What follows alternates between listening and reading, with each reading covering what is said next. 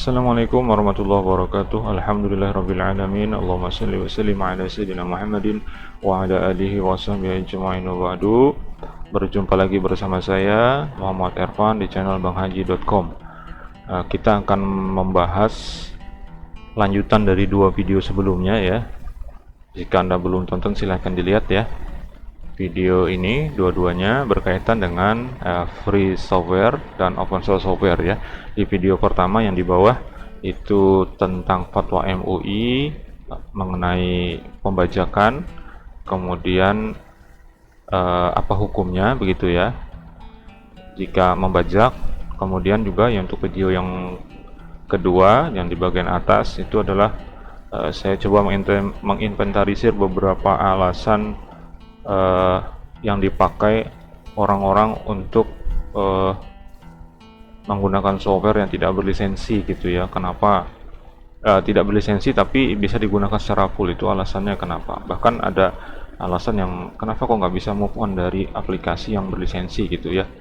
Nah, selanjutnya di video kali ini kita akan coba untuk mempelajari salah satu software free ya, yang free untuk pengolahan kata, yaitu penggantinya Office ya, penggantinya MS Office. Yaitu saya di sini nanti akan menggunakan yang namanya WPS Office ya. WPS Office ini gratis, bisa di-download di websitenya, tapi ada batasan juga ya.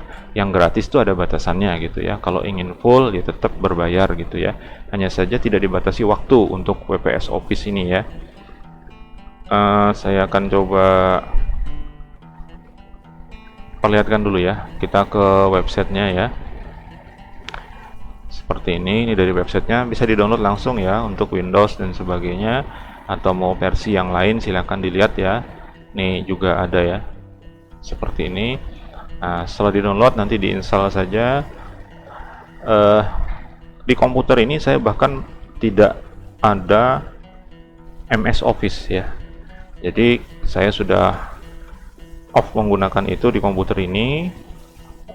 Saya full menggunakan WPS ya, karena sama saja ya, penggunaannya juga sama.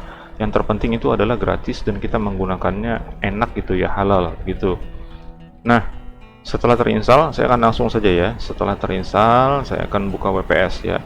Di video kali ini yang ingin saya sampaikan adalah kita akan coba tutorial untuk membuat daftar isi otomatis ya, menggunakan WPS ya. Jika Anda menggunakan Office yang lain, nah silahkan nanti disesuaikan saja ya. Perlu diketahui bahwa WPS ini langsung jadi satu ya, antara Word-nya ya, disebut di sini Writer, kemudian Excel atau Spreadsheet, kemudian Presentation atau PowerPoint ya. Kemudian ada juga untuk langsung membaca PDF, jadi enak ya. Nah, kita akan coba memulai untuk membuat daftar isi otomatis. Silahkan klik di dokumen seperti ini ya.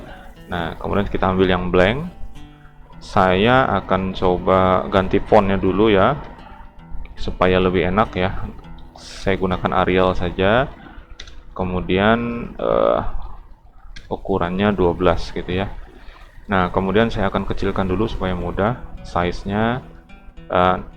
Kalau Anda mengikuti tutorial ini nanti silahkan diikuti sesuai dengan keadaan yang nyata ya, karena saya di sini tujuannya adalah tutorial, jadi supaya mudah gitu diperlihatkan. Misalnya begini nih, rule-nya dulu ya. Kita akan membuat sebuah makalah gitu ya dalam satu file. Dalam satu file jadi ada cover, kemudian ada halaman kata pengantar, daftar isi, kemudian halaman bab 1 pendahuluan ya, bab 2 itu ada pembahasan, bab 3 itu penutup, kemudian yang terakhir yang kelima adalah daftar pustaka. Nah, kita buat saja dulu seperti ini ya. Cover ya, dari cover. Kemudian saya masukkan seperti ini kata pengantar, kemudian daftar isi, kemudian bab 1 gini ya, kemudian bab 2, kemudian bab 3, terakhirnya daftar pustaka seperti ini ya. Oke, Langkah selanjutnya adalah kita akan coba seperti ini dulu, tambahkan enter ya, supaya mudah. Role-nya seperti ini. Koper ini tidak ada nomor halamannya. Kata pengantar daftar isi itu menggunakan Romawi ya, Romawi kecil ya. Romawi kecil itu dihitung dari kopernya. Jadi koper itu halaman 1 Romawi kecil, kata pengantar itu halaman 2 Romawi kecil, dan seterusnya sampai daftar isi. Kemudian untuk bab 1 sampai dengan daftar pustaka itu menggunakan menggunakan angka ya, angka 1 sampai dengan seterusnya. Tetapi di bab 1, di judul-judul seperti ini ya, bab 1, bab 2, bab 3 sama daftar pustaka ini posisi nomor halamannya berada di bawah tengah ya, sementara halaman selanjutnya itu berada di kanan atas. Nah, gimana caranya? Kita akan lihat dulu, kita akan bagi dulu ini menjadi beberapa section ya. Pertama, letakkan dulu kita akan pisahkan berdasarkan page-nya ya, berdasarkan halamannya. Jadi kata pengantar di halaman kedua dan seterusnya gitu ya. Taruh di ujung kiri dari kata pengantar ini ya. Kemudian masuk ke tab insert, kemudian pilih break, kemudian pilih next page section break. Nah, seperti ini ya. Nah, dia pindah ke halaman yang kedua ya. Lanjut, yang ketiga, daftar isi ini ya. Break, kemudian next page. Sama, bab 1, break, next page. Kemudian bab 2, lanjut lagi sampai bab 3. Terakhir di di daftar pustaka. Oke, seperti itu. Nah, kemudian yang kedua, supaya kita bisa nanti mengambil judul-judul itu sebagai daftar pustaka, daftar isi ya, maka kita perlu jadikan dia stylenya untuk heading 1, heading 2 paling tidak ya. Nah, contoh untuk kata pengantar, saya ke tab home ya, kata pengantarnya di blok dulu, kemudian klik heading seperti ini ya, heading 1 dan heading 2 yang dipakai. Nah, ini kita rubah dulu ya formatnya seperti ini ya, klik kanan di heading 1 yang ada di sini ya, di style sini ya. Klik kanan heading 1, modify style ya. Kemudian ini pilih supaya dia rata di tengah. Selanjutnya hurufnya misalnya biarkan saja ya. Jangan deh ya. Rata-rata 12 semua ya. 12, kemudian hurufnya saya biarkan saja. Selanjutnya adalah nih, pindah ke format, kemudian paragraf. Ini dibikin 0 aja semua. Nah, ini 0, before dan after dibikin 0, kemudian line spacingnya dibikin jadi single saja. Oke? Kemudian di oke lagi. Oke, jadi posisinya seperti itu ya. Ada di masih calibri, nggak apa-apa deh. Ya, yang penting kita penomoran halamannya. Oke. Kata pengantar sudah ya. Kemudian daftar isi. Di blok daftar isi, kemudian langsung aja klik heading 1 ya. Nah, dia akan otomatis. Itu juga dengan bab 1, lanjutnya bab 2, bab 3, bab 4, daftar pustaka. Nah, di bab 1 nih biasanya ada pendahuluan ya. Enter saja ke sini. Pendahuluan seperti ini, dijadikan heading 1 juga. Jangan ya, seperti ini. Taruh aja dulu seperti itu. Kemudian ini pembahasan, kemudian bab 3 nya penutup. Dah ya, letakkan di tengah dulu, Ctrl E, kemudian di blok saja Ctrl B. Oke, lanjut. Yang berikutnya juga sama, pembahasan,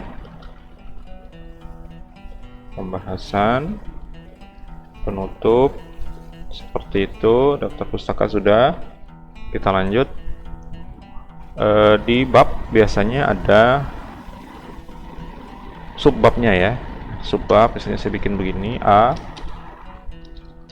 latar belakang. Kemudian di berikutnya, misalnya B rumusan masalah gitu ya. Kemudian yang C misalnya ini batasan masalah, atau jika ada D lagi dan sebagainya boleh ya, misalnya D ini manfaat, misalnya manfaat penulisan. Kemudian di bab 2 pembahasan, misalnya ada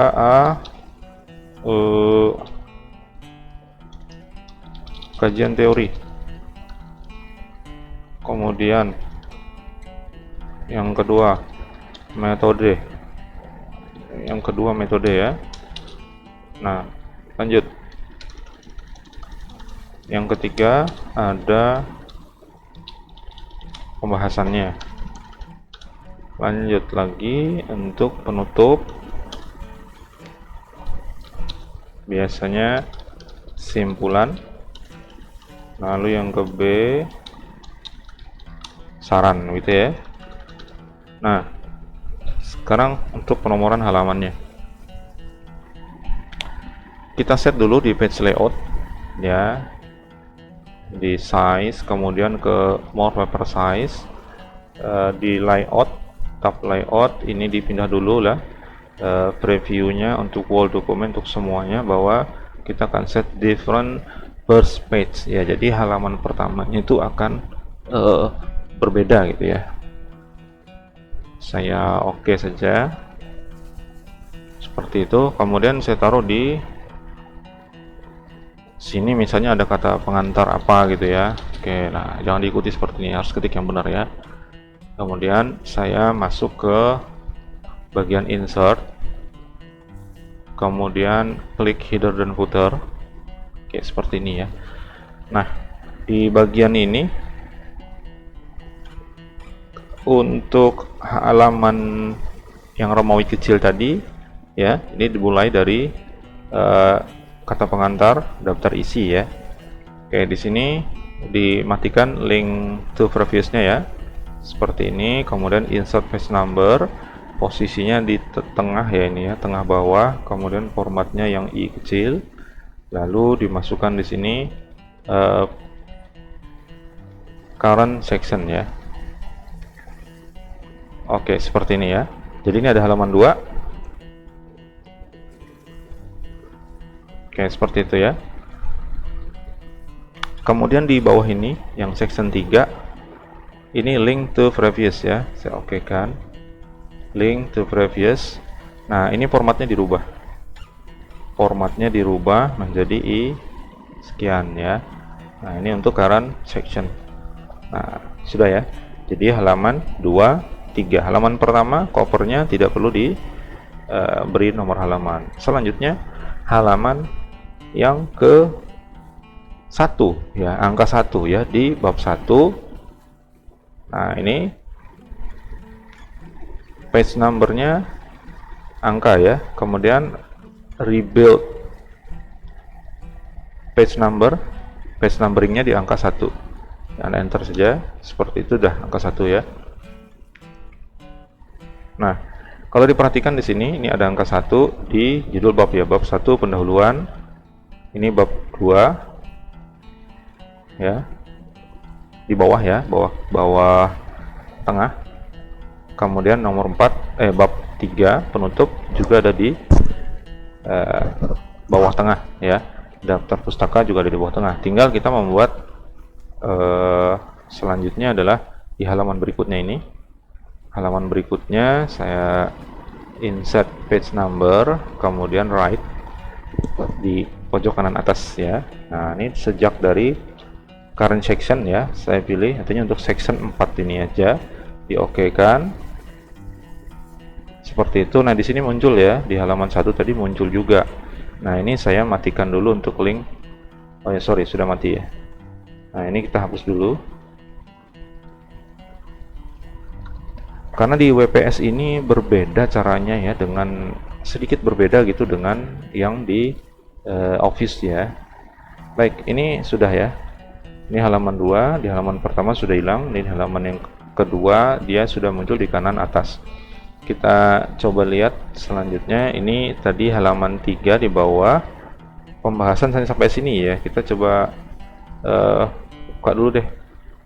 Ini halaman 2, halaman 3 Romawi, ini halaman 1. Saya coba perpanjang ini ya, jadi sampai tembus ke halaman berikutnya. Ini halaman 1, halaman 2. Kita coba yang D ini sampai ke halaman 4.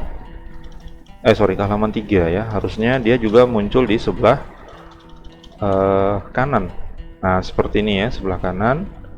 Oke, benar ya, sudah ya.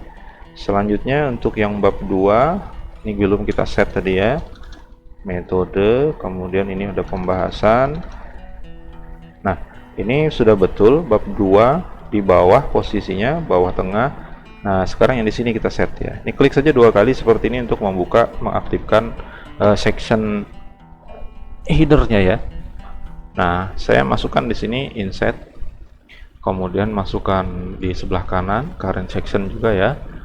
Diokekan dulu seperti ini jadi halaman 5. Nah, kita hapus yang di halaman keempatnya, dihapus ya, yang harusnya dia jadi di tengah bawah ya, dihapus seperti ini. Sudah, ini halaman 5 ya. Nah, ini saya klik di luar sini ya, kita coba ini enter terus ya. Yang ini tadi kita jadikan di halaman sebelah, ini juga di halaman sebelah. Tadi halaman 5 harusnya jadi nanti halaman 6 di kanan, halaman 6 di pojok kanan seperti ini ya. Oke, bawahnya juga kosong. Sekarang yang ini B nya di posisi sebelah, halaman sebelah ya. 7, halaman 8 nya belum ada. Nah, ini kita buat di sini ya, klik di sini seperti ini, kemudian di insert seperti ini, current section ya. Terus, nah ini sudah halaman 8, tapi halaman 7 muncul lagi nih di atas. Nah, ini tinggal kita klik seperti ini. Oke, dihapus ya. Nah, selanjutnya selesai. Demikian juga untuk daftar pustaka ya. Kalau daftar pustakanya banyak, salnya saja nih ya, jangan ditiru yang seperti ini. Nah, ini daftar pustaka sampai sini, dia posisinya juga kosong ya. Nanti harus taruh juga di bagian atas ini ya. Nah, oke. Klik 2 kali di sini ya, di atas untuk mengaktifkan section headernya. Insert juga sama ya, seperti ini, current section. Oke, 10 benar ya, 9 dan 10, tapi kan tadi muncul juga ya di atas ya. Nah, 9 nya juga muncul, ini dihapus saja nih, klik seperti ini. Klik yang bulatan ini ya, supaya bisa ngeblok otaknya, kemudian di delete saja. Nah, setelah itu klik 2 kali di luar. Nah, hasilnya jadi seperti ini ya. Oke, sekarang bagaimana untuk ini, untuk otomatisnya sudah ya, untuk halaman otomatisnya sudah. Jadi ketika nanti akan bertambah halaman ini, misalnya ada tambahan nih, bukan hanya sampai manfaat tapi sampai ke E, misalnya nih ya, ada tujuan lagi misalnya di sini. Nah, di sini sudah muncul halamannya 4 ya, tadi 3, sekarang 4. Kemudian yang bab 2 ini jadi 5. Nah, seperti ini di bawah ya, ini atas, ini atas. Bab selanjutnya, untuk judul babnya di bawah, nomor halamannya, halaman selanjutnya juga di kanan atas. Oke, gitu ya. Kita punya total 14 halaman. Nah, sekarang menampilkan daftar isinya di sini. Tadi kita buat ya, sekarang di enter begini aja. Nanti akan ada sedikit yang kita modif ya, karena tidak otomatis. Oke, seperti ini ditaruh ya. Kemudian masuk ke menu references. Oke, seperti ini ya. Ini video agak lama nih. Oke, masuk ke references, kemudian table of content. Seperti ini. Kita pakainya 2 level saja ya. Pakai 2 level. Yang mudah tuh pilih ini ya, insert table of content. Seperti ini. Ini bisa dipilih ya. Ini untuk titik-titiknya untuk nomor halaman. Di sini ada show level sampai 3, kita pakainya 2 saja. Nanti akan ada yang kita rubah sedikit ya, karena ini belum muncul ya, tadi ketinggalan. Ini menampilkan nomor halaman, kemudian ini di posisi di kanan gitu ya, ini nomor halaman. Kemudian ini kalau mau use hyperlink itu boleh ya, jadi ketika di daftar isi itu nanti kalau dia dijadikan PDF misalnya, itu kalau diklik di daftar isi itu dia akan dibawa langsung ke halaman itu ya. Kita coba saja ya, ini ya. Lihat option, nah seperti ini optionnya, saya kira tidak ada yang perlu diutak-atik ya, saya klik OK, nanti akan ada yang kita tambah ya, karena subbabnya belum masuk ini. Oke, seperti ini. Nah, ini yang saya katakan tadi subbabnya belum masuk ya. Saya perbesar dulu ya, ini Arial, oh ya sudah. Oke, ini subbabnya belum masuk, yang A, B, C dan sebagainya belum masuk ya, harusnya dia kan muncul di bab 1 sini, di bawahnya muncul gitu ya. Oke, caranya untuk memasukkan gini, silakan blok setiap subbabnya ya, kemudian klik heading 2, tampilkan seperti ini ya, kita rubah dulu, klik kanan, modify style, kemudian seperti tadi, jangan di ini ya, dibikin 12, tebal, kemudian format, paragraf, kita kosongkan saja nih before dan afternya, kemudian gunakan single saja untuk line spacingnya. Oke, kemudian di oke lagi. Nah, seperti ini ya. Nah, lanjut yang kedua berikutnya, karena sudah kita rubah tadi, langsung aja pilih heading 2. Gini ya. Nah, 3, yang C heading 2, yang D heading 2.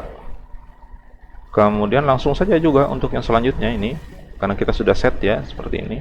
Enak kan? Nah, sudah ya. Terus, oh masih ada. Nah, ini di heading 2, pembahasan heading 2. Kesimpulan heading 2, saran heading 2. Oke, sudah ya. Daftar pustaka tidak ada masalah. Kemudian di daftar isi dia belum tampil. Nah, daftar isi silahkan klik di sini ya, di daftar isi, kemudian kembali ke references,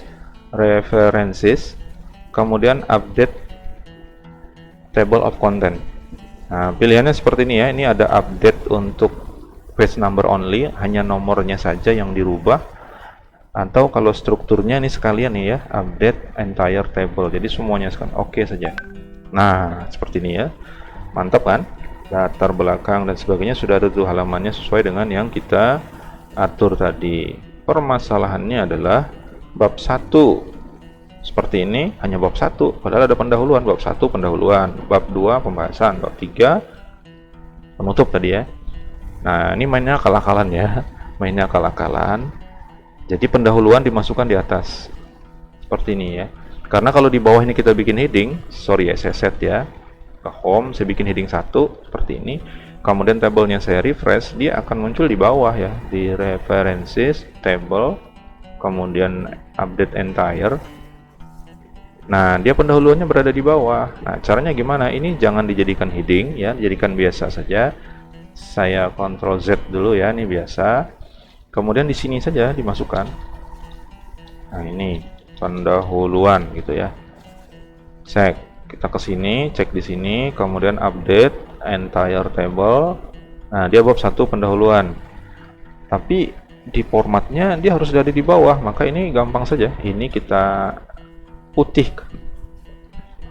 Kita bikin dia hurufnya paling kecil 5. Bahkan kalau bisa diklik ini ya, ini kita coba klik ya, 1, enter, bisa ya. Kemudian putihkan saja, teksnya diputihkan. Nah, seperti itu jadinya ya. Lanjut, ini sudah muncul ya. Ini kalau kita refresh lagi, ini tetap dia. Nah, tetap ya. Oke, lanjut ke nomor bab 2, pembahasan. Saya sambung sini, pembahasan, kemudian saya blok seperti itu, lalu ke home, saya bikin dia jadi 1, kemudian saya bikin dia warnanya putih. Tadi di daftar isi belum tampil ya. Nah, lanjut bab 3, penutup. Oke, ini saya jadikan 1, kemudian saya putihkan juga. Oke, lanjut, kita ke atas, kita lihat, set, kita update di sini ya, cek references, update TOC-nya, table of content, klik OK. Nah, ini sudah ya, pendahuluan, pembahasan, penutup sudah masuk. Ini bisa dibesarkan hurufnya, misalnya kalau kurang besar ya, misalnya jadi 12, Arial. Oke, seperti ini. Nah, ini adalah salah satu contoh penggunaan aplikasi pengganti untuk Office ya. Jadi bisa menggunakan WPS Office. WPS Office ini tadi sekali lagi gratis, bisa kita download melalui websitenya langsung. Hasil downloadan itu kita share juga boleh ya. Nah, ini sesuatu yang kita bisa kerjakan dengan menggunakan software-software gratis, aplikasi-aplikasi gratis dan tidak melanggar hukum, itu justru lebih baik kita gunakan daripada kita melanggar hukum begitu ya. Kalau memang aplikasinya itu bisa berfungsi tanpa harus mengaktifasi, masih bisa, dalam arti seperti yang saya pakai ini ya. Kalau saya kembalikan, saya matikan videonya dulu. Misalnya seperti ini ya, di ujung kanan bawah saya ini ada tulisan Activate Windows ya, karena saya mendownload dari website yang vendor ya, yang pembuat OS-nya, kemudian saya install dan digunakan selama lebih kurang 30 hari waktu itu. Setelah 30 hari muncul ini gitu ya. Artinya jika ingin supaya ini tidak tampil dan fitur-fiturnya full terbuka semuanya, maka harus mengaktifasi dengan cara beli lisensi. Jika tidak ingin membeli lisensi, ya risikonya gunakan apa adanya saja. Jadi ada beberapa fitur yang mati, ya udah gitu aja. Apa boleh buat gitu loh, jangan berharap lebih gitu, kecuali kita beli lisensi untuk mengaktifasi. Nah, saya kira pembahasan ini cukup menarik gitu ya, kalau kita mau sedikit belajar gitu ya untuk aplikasi-aplikasi baru. Ini baru contoh yang pertama dari penggantinya Office ya. Installernya lebih kecil dan yang pasti gratis dan halal kita gunakan. Nah, mudah-mudahan video ini bermanfaat untuk kita semua. Jadi Anda juga sudah tahu, nanti mudah-mudahan saya juga bisa demokan untuk bukan hanya writernya ya, seperti ini. Bisa juga misalnya menggunakan spreadsheet-nya atau menggunakan presentation-nya, ini Excel dan PowerPoint-nya lah ibaratnya gitu ya. Nah, kemudian saya tambahkan deh ya, nggak usah, nanti aja di pertemuan selanjutnya aja ya, di video selanjutnya saja saya bahas untuk penggunaan Office ini ya. Ada beberapa hal yang terutama bagi mahasiswa penting ya, bagi yang sedang menyusun laporan, tugas akhir, skripsi, tesis, disertasi, mungkin ini berguna ya. Ini untuk daftar isi otomatis berguna, penomoran halaman juga otomatis, sesuai dengan format yang diminta oleh lembaga Anda gitu ya. Nah, di video yang lain saya akan bahas hal penting juga berkaitan dengan Office ini, WPS Office. Mudah-mudahan kita dipanjangkan umur oleh Allah Subhanahu wa taala, diberikan kemurahan rezeki, diberikan kesehatan badan, dan Allah mengampuni dosa-dosa kita yang lalu, yang kita melanggar hukum, intinya begitu ya. Kita mohon ampun kepada Allah dan berusaha untuk menghapus program-program itu. Kemudian kita berusaha menggunakan software-software yang berlisensi jika mampu membeli, jika tidak maka kita gunakan yang gratisan saja, yang itu fungsi dan fiturnya tidak kalah dengan aplikasi-aplikasi yang harus berlisensi gitu ya. Terima kasih atas perhatian Anda, mohon maaf atas segala kekurangan saya. Video ini terlalu panjang sebetulnya ya, 28 menit lebih ini, bahkan ya mungkin Anda sendiri juga bosan mendengar omongan saya gitu ya. Sekali lagi saya mohon maaf atas salah dan khilaf. Kita bertemu lagi di video yang lain. Jangan lupa untuk menonton video-video saya di channel banghaji.com. Ketemu lagi. Assalamualaikum warahmatullahi wabarakatuh.